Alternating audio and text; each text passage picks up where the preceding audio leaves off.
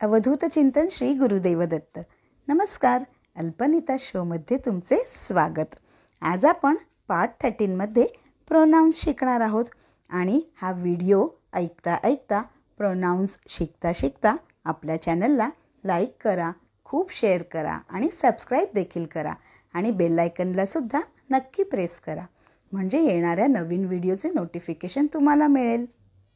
आज आपण प्रोनाउन म्हणजेच सर्वनाम शिकणार आहोत. प्रोनाउन म्हणजे वाक्यात नामाच्या किंवा नावाच्या ऐवजी येणारा शब्द. नाम किंवा नाव जर वाक्यात वारंवार किंवा सारखे सारखे आले तर ते कानाला बरे वाटत नाही. फॉर एक्झाम्पल, आज मिताली आली होती, मितालीने हे आणले, मग मितालीने ते आणले, मग मिताली इथे गेली, मिताली तिथे गेली.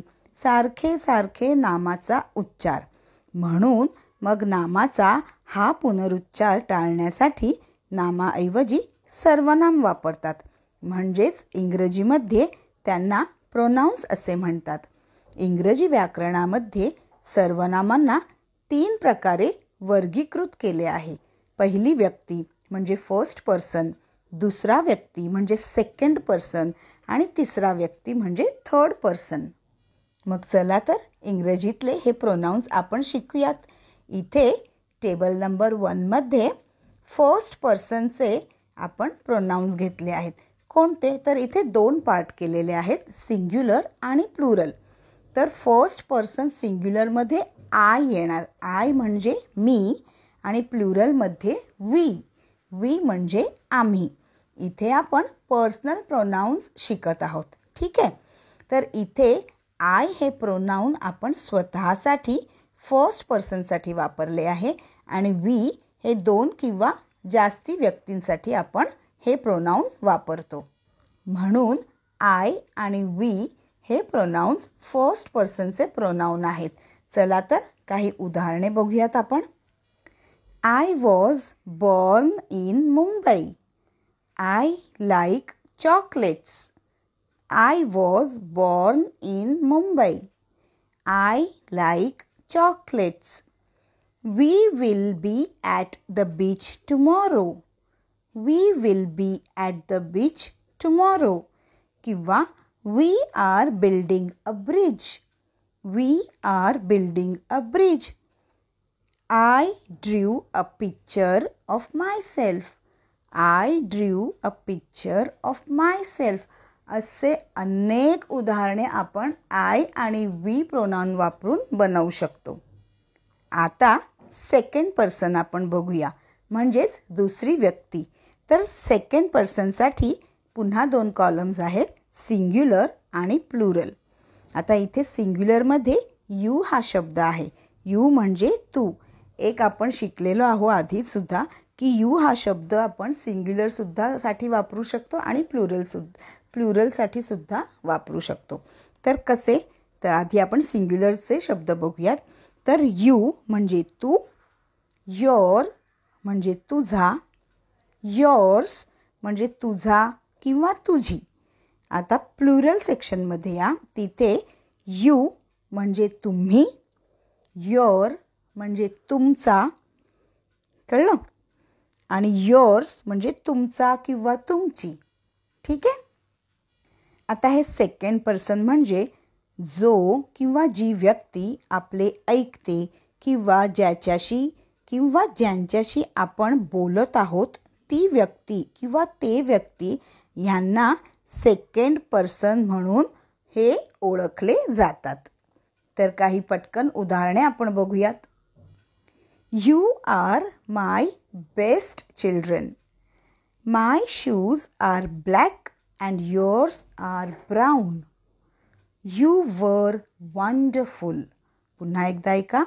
You are my best children. My shoes are black and yours are brown. You were wonderful. असे खूप सगळे उदाहरणं तुम्ही सुद्धा बनवा. तर आता टेबल बघूयात थर्ड पर्सनसाठी, तिसरी व्यक्ती. याच्यात सुद्धा 2 कॉलम्स आहेत, सिंग्युलर आणि प्लुरल. सिंग्युलरमध्ये आपण बघूयात ही. म्हणजे तो, शी म्हणजे ती, इट. आता इट म्हणजे ते. इट हा शब्द निर्जीव वस्तूंसाठी सुद्धा वापरला जातो, म्हणजे प्लेस किंवा थिंग दाखवायला, आणि ॲनिमल दाखवण्यासाठी सुद्धा केला जातो. त्याच्यानंतर येतो हीज. हीज म्हणजे त्याचा, त्याची किंवा त्याचे. हर. हर म्हणजे तिचे किंवा तिची, आणि ITS इट्स. इट्स म्हणजे सुद्धा त्याचा, तिची किंवा त्याचे, म्हणजे एखाद्या निर्जीव वस्तूचे ओनरशिप दाखवण्यासाठी सुद्धा इट्सचा वापर होतो. तर आता प्लुरल सेक्शनमध्ये येऊयात. इथे आहे दे. दे म्हणजे ते, आणि देर म्हणजे त्यांचा, त्यांची किंवा त्यांचे.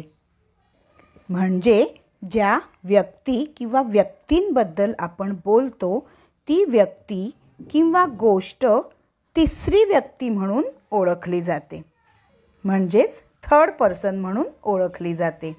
चला तर पटकन उदाहरणे बघून घेऊयात. She does not like spicy dishes. It does not look good. They like biryani. She does not like spicy dishes. It does not look good. They like biryani. तर हे सर्व होते पर्सनल प्रोनाउन्स, जे आत्ता आपण शिकलो.